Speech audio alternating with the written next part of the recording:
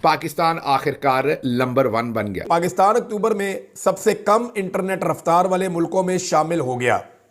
ये speed test global index जो है उसके ऊपर ये डाटा आया है। जी हाँ, अब आप सोच रहे होंगे कि नंबर 1 तो नहीं, नंबर 1 होगा नहीं, यहाँ भी हम नंबर 1 नहीं बने। पाकिस्तानियों को मिलने वाला काम सर आपको पता है 70% तक 70% तक कमी आ गई है इसमें। हमारी किस्मत में नंबर 1 बनना है नहीं, हम नंबर 1 नहीं बनते हैं, लेकिन हम कौम को हमेशा यही बताते रहते हैं कि हम नंबर 1 हैं। असल में हम नंबर 1 होते हैं। कि जो फ्रीलांसिंग बाकायदा अगर मैं कोई खतरे में पड़ेगी तो गलत नहीं होगा। यानी आप अंदाजा करें कि जो टॉप के मुल्क है ना, जहाँ पे इंटरनेट बहुत ही स्लो है, पाकिस्तान उन मुल्कों का हिस्सा बन गया है। पाकिस्तान 198 नंबर पर आ गया है। जी हाँ, आप दुरुस्त सुन रहे हैं, पाकिस्तान 198 नंबर पर अब खड़ा है और ये दुनिया के 198 मुल्कों की ही लिस्ट बनी थी।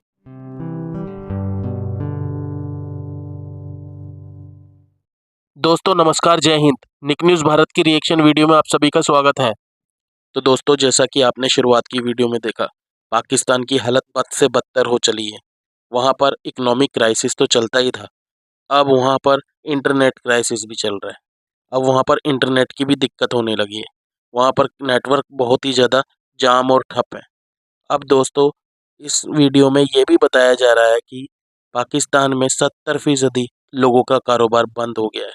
70% पाकिस्तान के कारोबार में गिरावट आई है। अब दोस्तों, पाकिस्तान में इस तरह की चीज़ें चलती रहती हैं, आए दिन बम फूटते रहते हैं, आए दिन कोई ना कोई क्राइसिस तो चलता ही रहता है, दिक्कतें आती ही रहती हैं। लोग वहाँ पर यूं ही मरते हैं, वहीं पर यूं ही प्रोटेस्ट चलते रहते हैं। फिर भी पाकिस्तान की नंबर 1 कौम अब नंबर 1 हो चुकी है दोस्तों। नंबर 1 नहीं, नंबर 1, और वो भी नीचे से। क्योंकि दोस्तों वहाँ का जो इंटरनेट है वो बिल्कुल ठप है, कोई नेटवर्क नहीं है, कुछ नहीं है। दोस्तों, इकोनॉमिक क्राइसिस है पाकिस्तान में, बाहर से भीख मांग के खाता है, IMF या वर्ल्ड बैंक या उसके अब्बू से, सऊदी अरब से, या बाप चीन आ जाता है। लेकिन दोस्तों, अब इकोनॉमिक क्राइसिस के बाद भी अब नेटवर्क क्राइसिस चल रहा है, कभी फूड क्राइसिस होता है। दोस्तों, यहाँ पर इतनी दिक्कतें हैं, उसके बाद भी पाकिस्तान कहता है ये नंबर 1 की कौम है। ये नंबर 1 है दोस्तों, नीचे से। तो दोस्तों, देर न करते हुए चलते हैं आगे की वीडियो की तरफ, देखते हैं इन पाकिस्तानियों का रिएक्शन। धन्यवाद। मिसाल के तौर पे अगर मैं आपको बताऊं कि स्पीड जो इंटरनेट की है पाकिस्तान में, वो फ़लस्तीन, भूटान, घाना, इराक, ईरान, लबनान और लीबिया से भी नीचे आ गई है। अंदाज़ा करें कि जंगज़दा इलाकों में पाकिस्तान से बेहतर इंटरनेट चल रहा है, लेकिन पाकिस्तान में इस दौर जदीद में इंटरनेट की फैसिलिटीज़ प्रोवाइड करने में मौजूदा हुकूमत नाकाम है। पाकिस्तान इंटरनेशनल नक्शे के ऊपर, पूरी दुनिया के नक्शे के ऊपर नंबर 1 करार पा रहा है। इसमें और माजरत के साथ आगे कोई मुल्क था नहीं, अनलेस कि कोई नया मुल्क आज़ाद हो, नया मुल्क बने, फिर वो 199 नंबर पर जाए और उसकी कारकर्दगी हमसे भी बुरी हो तो फिर शायद वो नंबर 1 बन जाए। लेकिन इस वक्त हम नंबर 1 की पोजीशन पर हैं। 198 मुल्कों में से हम 198वीं पोजीशन के ऊपर खड़े हैं। मीन सबसे ज़्यादा पस्ती पर हम इस टाइम खड़े हैं।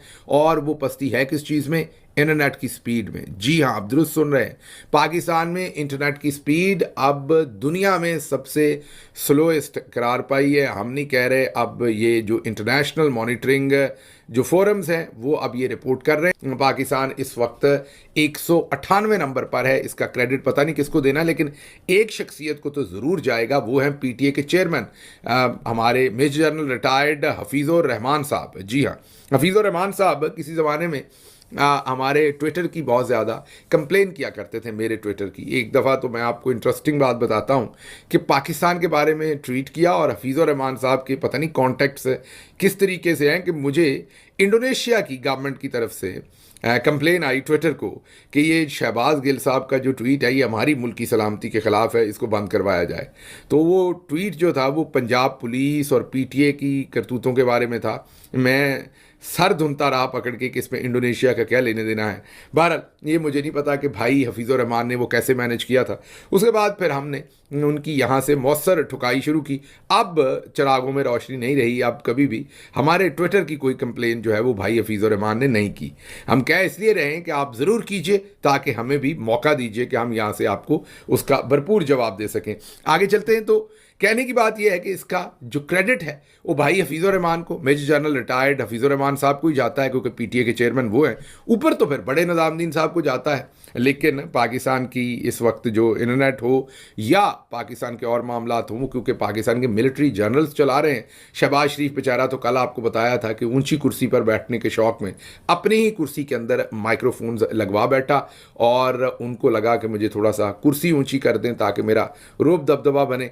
अब उसके नतीजे में हमारा 70% इंटरनेट पाकिस्तान का जो काम हमें मिल रहा था इंटरनेट की वजह से या नौजवानों की एक्सपर्टीज़ की वजह से, आर्टिफिशियल इंटेलिजेंस हो गई, वेब डेवलपमेंट हो गई, वेब डिज़ाइनिंग हो गई और बहुत सारी चीज़ें जो वो कर रहे थे, वो जो सारा काम पाकिस्तानियों से छिना, लगभग 70% का नुकसान हुआ, 30% रह गया। वो 70% जाएगा कहाँ? अगर पाकिस्तान के अंदर ये इंटरनेट बहाल नहीं होता तो वो इंडिया जाएगा या बांग्लादेश जाएगा। हमारे क्लाइंट्स वहाँ चले जाएंगे, हमारे नौजवान जो हैं उनकी आमदन में कमी हो जाएगी और इसका अल्टीमेट नुकसान जो है वो पाकिस्तान को भी होगा। इमरान खान साहब के दौर में भी इंटरनेट चल रहा था लेकिन ये शिकायत नहीं आती थी। मसला ये है कि सोशल मीडिया के ऊपर जब भी कोई अहम इवेंट होने लगता है, और पाकिस्तान में हमेशा कोई ना कोई अहम मामला चलता ही रहता है, तो जब भी हुकूमत को लगता है कि अब हमारे ऊपर तनकीद आएगी, वो इंटरनेट ही स्लो कर देते हैं, बाद औक़ात इंटरनेट बंद ही कर देते हैं, बाद औक़ात को फायर वॉल्स किस्म की चीज़ें एक्टिवेट कर देते हैं। अब इन चीज़ों ने पाकिस्तान को नुकसान कितना पहुंचाया? एक तो पाकिस्तान के शहरियों को नुकसान, पाकिस्तान की इमेज को नुकसान। दूसरी चीज़ जो हो रही है, अभी जो माहिरीन ने एक डाटा दिया है, उस डाटा के मुताबिक ये जो स्लो इंटरनेट है इसकी वजह से पाकिस्तान के जो फ्रीलांसर्स हैं उनको जो काम मिलता है बैरूनी दुनिया से, मगरबी ममालिक से, उसमें 70% की कमी होने वाली है या हो गई है। अच्छा, ये जो सारा काम है, ये बिजनेस है, ये ट्रांसफ़र होकर चला जाएगा जिसके इम्कानात का इजहार किया जा रहा है बांग्लादेश या भारत को। यानी जो थोड़े बहुत पैसे पाकिस्तान में ज़र मुबादला आईटी के शोबे के अंदर पाकिस्तानी लेकर आ रहे थे, या हमारे नौजवान अपने तौर पे जोर लगा के पाकिस्तान को उठा रहे थे। गवर्नमेंट की तो पॉलिसी ही कोई नहीं है, गवर्नमेंट की जानिब से तो सपोर्ट ही कोई नहीं है। अब अगर आईटी की इंडस्ट्री को अपने जोरे बाजू पे नौजवान उठा रहे थे और कोशिश कर रहे थे, तो बजाय इसके कि उसको सहूलत दी जाती, उनका इंटरनेट ही बंद कर दिया जो उनका बेसिक टूल है। क्योंकि सर इससे आम तबका मुतासिर हो रहा है। बहुत से लोग ऐसे जिनका काम इंटरनेट से वाबस्ता है और इसकी सुस्ती की वजह से उन बेचारों का रोजगार मुतासिर हुआ है। ना सिर्फ रोजगार बल्कि ज्यादातर जो एजुकेशन है बच्चों की वो भी ऑनलाइन जितने भी चीजें हैं जी, हाँ, जो कर रहे हैं, रोजगार के साथ साथ तालीम पे भी असर पड़ रहा है। पूरी दुनिया के अंदर, आप बर्तानिया आ जाए, अमेरिका चली जाए या पूरे यूरोप, तो ये क्या ये मसला जो है फिर जी देखिए ना, मैं वही उसी तरफ आ रहा हूँ। ये जो हमारी चीजें हैं ना जी, ये फायरवॉल मुतारफ करा देना और ये बिल्कुल नई चीजें हैं पाकिस्तान के अंदर।